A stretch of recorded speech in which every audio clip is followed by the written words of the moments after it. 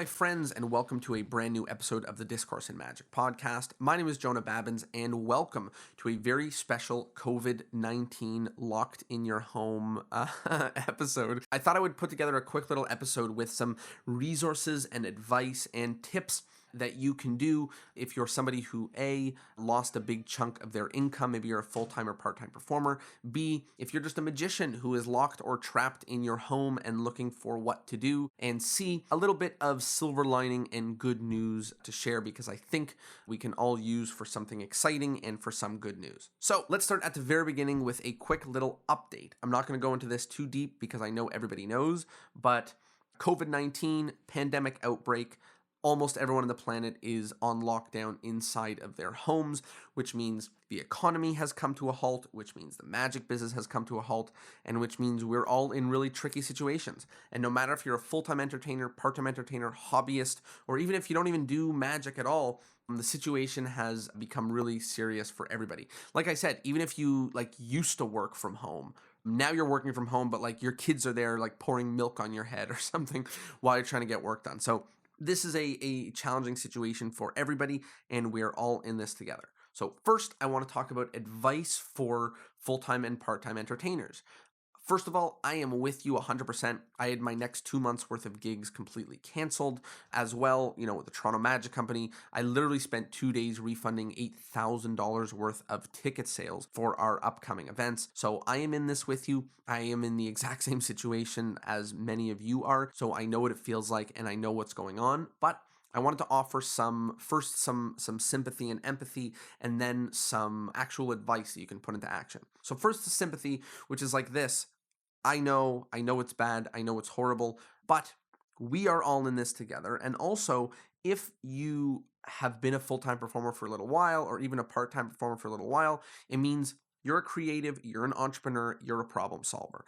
And whether you're going to get help from your government, your family, your friends, or even just help from yourself, I believe that we're going to get through this and we're going to be able to manage this situation.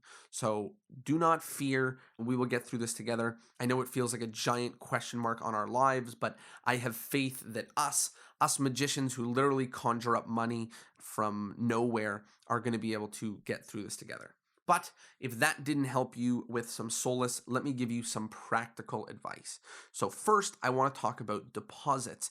If you have upcoming events for the next few months, now's a great opportunity to reach out to those clients. Maybe not for the next 1 or 2 months, the ones that have been canceled, but the ones that are 4, 5, and 6 months from now. Now's a great opportunity to reach out to those clients and ask for a deposit. If that's not something that you've done in the past, now is a great time to start.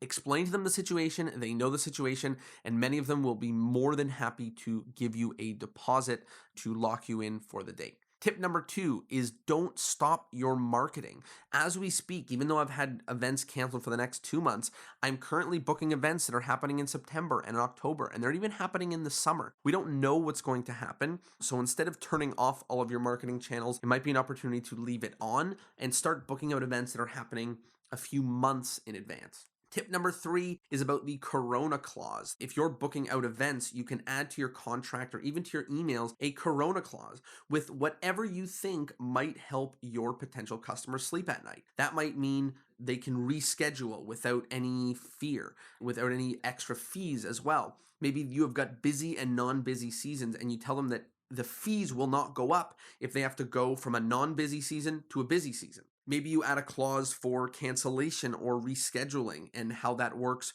for them and in their favor, and just add some information that is going to make them rest easy, knowing that if they book you and if they lock you into their calendar and if they give you a deposit, that you are not running away and that the situation, that you have your ear to the news and you are there to work with them, not against them in hiring entertainment for their upcoming events. The last thing I want to share, and this is especially for people that do live shows, is about the idea of gift cards. People in your community might want to support your upcoming live shows by paying for gift cards, which means giving you some money now to be able to redeem a few months down the line. This is an awesome way for you to keep income coming in and have the income flow that you might need. It obviously won't be the same as endless shows or ticket sales, but it might be a really valuable way to make a little bit of income from your network. There's some advice for full-time and part-time performers, but if you have advice, please share it as well. I would love to hear what you've been doing to handle the situation. Now, I want to talk about what you can do if you are in this self-isolation, which nearly everybody is. I know what I'm about to say might sound a little bit peculiar, but in a few months from now, you're going to look back at this self-isolation time and wish that you made better use of it. Wish that you worked out every day, wish that you meditated every day, wish that you worked on your act, that you worked on your business, different things like that. So I know this is not a good situation. I'm obviously not glorifying this challenging time, but I do want to share that we are literally all in this together and we are all locked in our home, forced to make best use of the time. So don't spend your day playing Mario Kart. I know it's fun. Don't spend your day watching Gilmore Girls, my favorite thing to do. Instead, spend your day working on yourself, working on your magic, and potentially working on your business in the best ways that you can. So I sent out a little letter to the Discourse and Magic email list about 10 things that you can do if you are stuck in social isolation, 10 things you can do while you're at home. So this might be a really great time for you to jump on the Discourse and Magic email list, and you're going to get some of my best wisdom and my best advice sent directly to you. Go to discourseandmagic.com and sign up right there on the homepage. But because you missed this email, I'm going to tell you a little bit about what was in it. So here are 10 things to do while you're stuck at home in social isolation. Number 1, learn a new trick. Specifically, a trick that you've already bought. So don't go buy a new trick. You have a library of magic, which is packed with stuff, maybe books that you have read or tricks that you bought in the moment but never actually did. Now is a great time to actually sit down and learn that new trick. I like to say that all of our magic libraries have enough magic in it for full magic shows to blow people's mind. We just have to sit down and do it. Now's the time. You have the time. Sit down and learn a new trick. Add something new to your repertoire. Number 2, gathering your marketing material. You have photos, videos, and testimonials literally scattered through every device and everywhere on Google Drives, hard drives, computer folders, emails, everything. And now is a great time to collect them all and put them all in one place. Put all those photos together, all those videos together, and all of those testimonials together in a little press kit. This is something that you'll be able to use over and over again in the future. And instead of searching around, it's all in one place, all your best photos, all your best videos, and all of the kind words that people have said about your magic.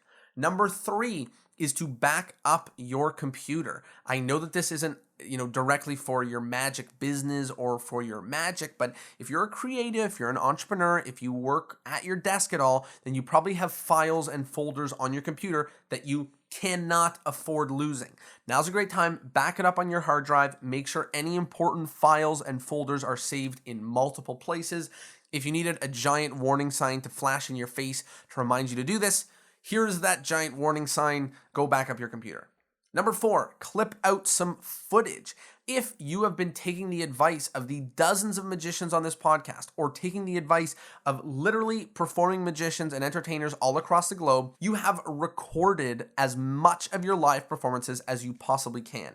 Now's a great time. Watch those back and clip out moments of things that were hilarious, exciting, magical.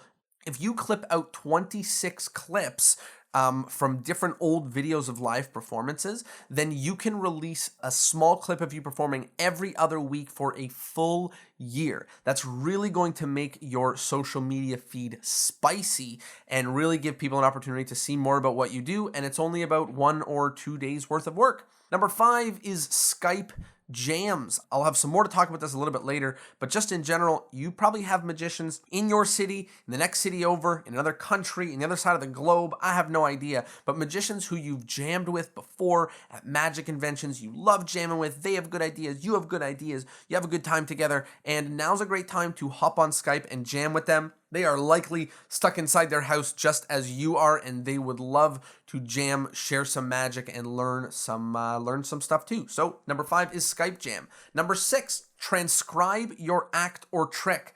This is a really valuable process for any performer, which is to take one of those videos of you performing and transcribe it. Write down every single thing that you said, including all of the ums and the ahs. This gives you an opportunity to see it in front of you. It gives you a chance to say, those are not the words exactly that I want to be using. Maybe you have new jokes that come to mind, new ideas, and it just allows you to be more intentional and mindful about exactly the words that you're saying and exactly what you are putting out to your audience. Number 7, build better expense management processes. Here's what I mean by that. If you're a full-time or part-time magician, then you have things like sending out invoices, sending out contracts, tracking your income, tracking your expenses. And if you don't have good processes to do those things, then doing it can be a nightmare and can take way too much of your time. Now that you have no gigs coming in, no expenses going out, now's a really great time to make that an effective and efficient procedure so that you can easily track expenses, easily send out invoices without it being tough or challenging or hard for you to do. Number 8 is fixing your website. I know many of us, myself included, put off little edits and tweaks and changes to our websites for later. Well, later is now. Now's the best time. Do you have stuff that needs updating? Are things up to date? Is it broken? Is it mobile friendly? Do you have pages to add? Or more likely, do you have pages to remove? Photos to update? More testimonials to put in? Is there something that you can do for your website to make it look better and to fix it? Now's the time to do it. No one's going to be on it for the next 2 weeks. Now's the time to make it look pretty and perfect. Number 9, listen to podcast episodes that you've set aside. Doesn't have to be this podcast. There's loads of amazing magic podcasts out there. There's also non-magic podcasts that are incredible, but this podcast, as of this recording, this is the 209th episode. Most of the episodes are over an hour long, which means if you listen to 3 episodes a day, which is way too many, but if you listen to 3 episodes a day, then the house isolation will be over by the time you even get through all of the episodes. So lots of episodes to listen to. I know this might sound peculiar to some of you, but I'm going to be going back and listening to old episodes with magicians that I interviewed like 3 or 4 years ago. Not only do I not remember what they said at the time, but I'm at a different place in my magic right now, which means their words will resonate differently. So go back, listen to old episodes, and learn something new. And number 10, watch amazing magic. There are loads of places online to watch great magic performances. You can watch Fool Us clips. You can watch America's Got Talent stuff on YouTube. You can watch people upload their full Magic Castle acts to YouTube. You can watch those. Magicana has what's called the screening room, which is old magic footage from magic television shows from years ago, like 20 and 30 and 40 years ago. So you can watch old clips of like Juan Tamariz, David Williamson, Gaetan Bloom, Charlie Miller, Finn John, Jeff McBride, all of these amazing performers from years ago to give you ideas, to give you inspiration, and even just go get a bowl of popcorn and enjoy it. Enjoy watching amazing magic. There you go, 10 different things that you can do while you're stuck at home in social isolation. And now, the good news. I promised good news. In the history of this podcast, in the 208 episode history so far, even though it's called Discourse in Magic, there has never really been a great place for the discourse to take place. Sometimes discussions pop up in Instagram posts or Facebook posts or things like that, but is never really a great place for the community to convene. And I know that we all share with similar values about our performance, about theory in magic, and about our magic business. So I'm super excited to announce, and it's already up and already popping, the Discourse in Magic Facebook group. This is a private Facebook group for people who are fans of the podcast to come and share and be a part of it and talk magic, talk theory, talk business, talk all of it. We are having so much fun inside of there, and things are going to be incredibly active for the next few weeks. Here's what you can expect in there. There's going to be discussion. There's going to be discourse. There's going to be live Q&As. There's going to be live magic jams. There's going to be co-working, what I'm calling Corona co-working, which is we're all getting on a Zoom call together, or whoever wants to, and we're all getting to work, working on some of these important stuff to do while we're in social isolation, but we mute our mics and we get to work. And that way we can see each other working and know that other people are there working with us.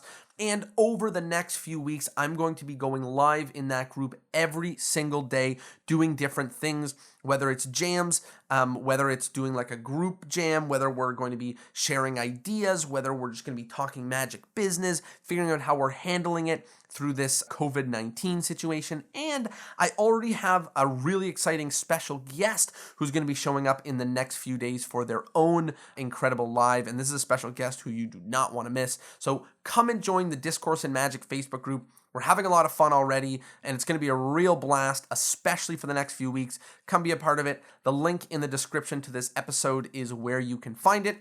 Come join the group. I'll see you on the inside. Before I wrap this up, I just want to tell you, first of all, I am grateful that you're here listening with me and a part of this podcast as usual. I also want to say that I felt bad about uploading this episode because literally the next 4 episodes are some of the most amazing episodes that I've recorded with new upcoming amazing talent, with older experts in the world of magic that I'm so excited to share, and just incredible episodes. So the next few Thursdays you can really look forward to. I will see you next Thursday. I will see you inside the Facebook group. Thank you as always for your love and your passion for magic. Thanks for being here, being a part of the podcast, and I'll see you soon. Peace.